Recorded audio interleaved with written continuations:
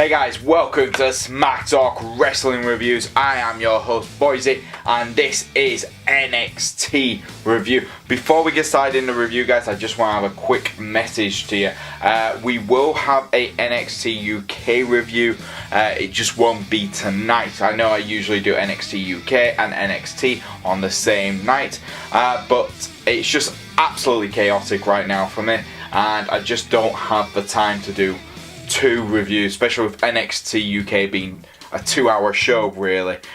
So NXT UK will now move to Fridays for me, so the Fridays will now have NXT UK reviews. We'll keep Thursdays as NXT reviews, and yeah, I do apologise about this, guys. I know some of you guys do enjoy my NXT UK reviews, but I promise I'll put a lot of effort into the episodes. It's just that with it being so busy, I just don't have the time to do two reviews in one day. So let's get straight on with the review. So this week we have 3 debuts, we have a big steel cage match, and pretty much a few little bits and bats. So let's just get on with NXT review.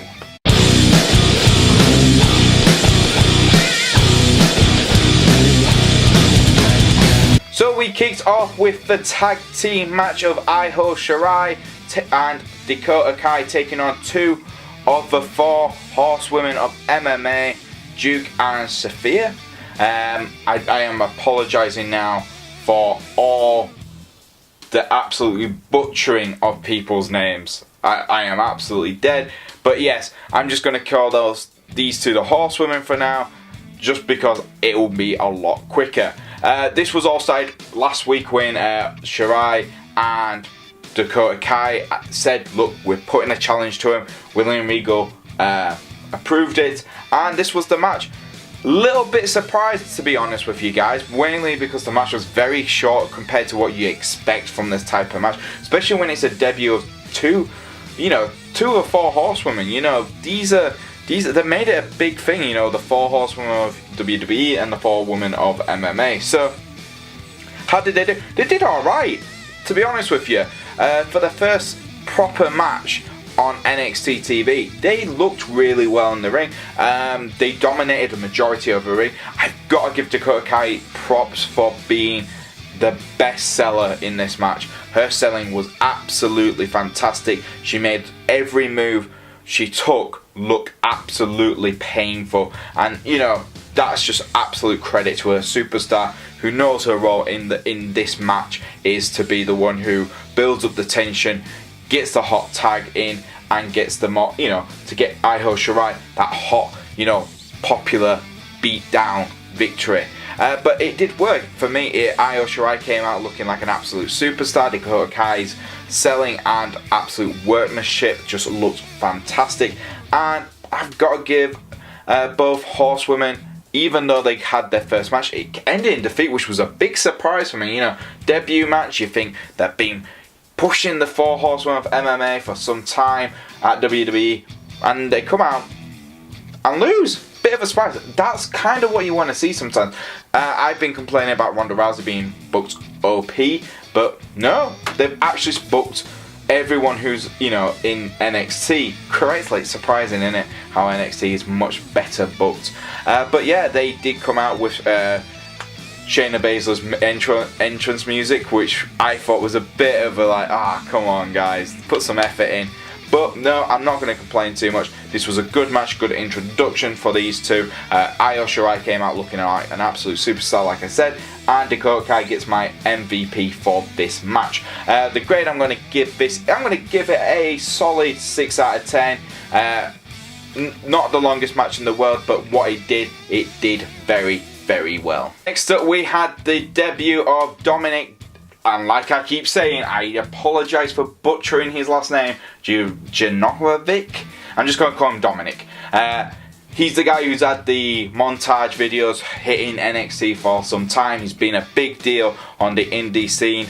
I haven't heard of him myself personally, and he took on a local, let's be honest, a talent from the NXT Performance Center. This for me, interesting debut.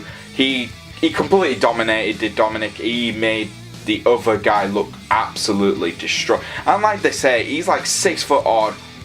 He's not over muscly, but he is. You can tell he's pure muscle anyway. And he's like they were talking, like Maro said, if you're gonna build a sports entertainer from scratch, this is probably your blueprint for him. And I can understand why. He absolutely dominated, which you expect. It's not a very interesting match when you know debut, need to look good, destroy whoever's in the ring. Okay, but yeah, I'm gonna give this a 5 out of 10. Obviously, this is like, hi, new guy. Take a look at him. He could be the next big thing on NXT. We'll have to wait and see. But I want to see how he does with selling and storytelling in matches, especially guys like Aleister Black or Johnny Gargano. Those guys, the top level guys. I want to see how he would do with someone like them. But yeah, 5 out of 10. Good debut, I guess.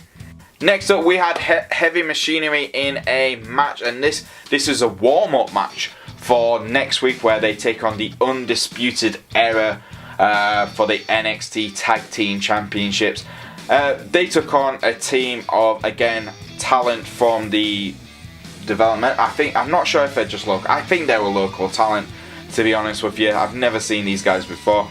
And yeah, Heavy Machinery just absolutely destroyed them. I like Heavy Machinery. They've got that greatness of, one of those rare tag teams where they look dominant in their matches, but they know how to have a laugh. And I think that's what you want to see sometimes with this, in the NXT tag team division. And they just come across as a good, lovable team. And I think that's going to really do well when they do move up to the main roster, which have already been advertised. I've already said this before in the Raw and SmackDown reviews, that, NXT's pre-taped. So all these matches and all these build-ups have already happened, and, the results have already been. But it's a bit of a shame that we're getting advertised, Heavy Machinery. So it kind of like a red flag to say, there you go, guys. We're going to push them, but we know Undisputed Era is going to win, and Heavy Machinery is just going to go to the main roster.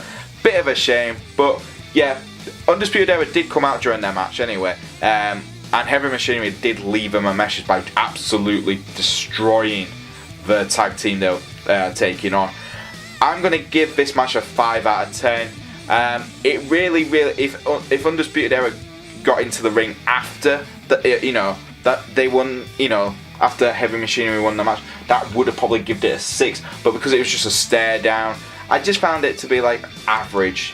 It was kind of like a warning shot towards Undisputed Era, but because we know Heavy Machinery are going to the main roster, it's kind of like, well, we already know where this feud is going to go. Last but not least, the main event, and the main event I have been looking forward to all week. This was brilliant. Johnny Gargano versus Tommaso Ciampa. I'm so used to saying Tommaso Ciampa versus Johnny Gargano, but no, it's Johnny Gargano versus Aleister Black in a steel cage match. They had a fantastic match at NXT TakeOver this time round at NXT, and you just think, how long are they going to get? And they got 25 minutes for this match, and they used every bloody minute brilliantly.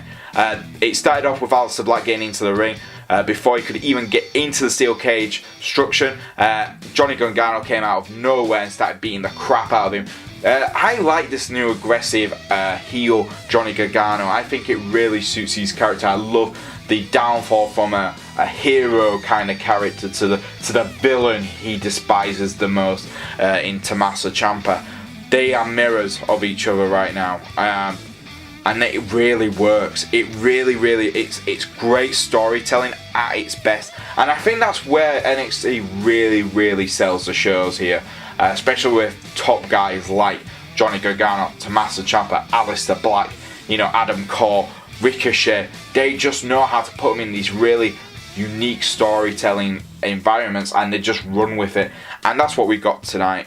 Aleister Black was absolutely brilliant at being this babyface, the hero who who wanted to destroy the darkness in Johnny Gargano. He had opportunities to win the match, and he turned back to continue to beat the crap out of Johnny Gargano, to take out this evil in him, as Aleister Black would say. And great storytelling at its best. I absolutely loved it, and it looked like both men took each other out to their limit. There's scenes where Johnny Gargano is able to powerbomb Aleister Black off the steel cage itself. It's like, oh my, how is that even physically possible? Him able to be climbing, turn around, go under in one motion, and powerbomb in one motion. It's just absolutely, it's like physics do not exist in NXT. Like, Ricochet can fly, Johnny Gargano can somehow phase through stuff and able to powerbomb people into the apron. That is just absolutely brilliant. Then, when it looked like Aleister Black was going to go through the steel cage door, Tommaso Ciampa did get involved. He started beating the crap out of Aleister Black. Johnny Gargano's climbing down the steel cage. He sees what happens. He climbs back in. It looks like Johnny's going to help Aleister Black. Maybe the remnants of the good Johnny Gargano will reappear. But no, we saw the reappearance of Team DIY. Gargano and Ciampa using their former finisher on Aleister Black. Both men staring each other down. Ciampa just walking away, clapping at his former tag team partner. Gargano pins Aleister Black and gets the victory. What does this mean? Marvel was going on all night saying, if Johnny Gargano wins, what does this mean for the NXT title match at TakeOver Phoenix? Well, I hope we get a triple threat match now. I honestly do, and Johnny Gargano takes the title off the man who turned him into this new Johnny Gargano.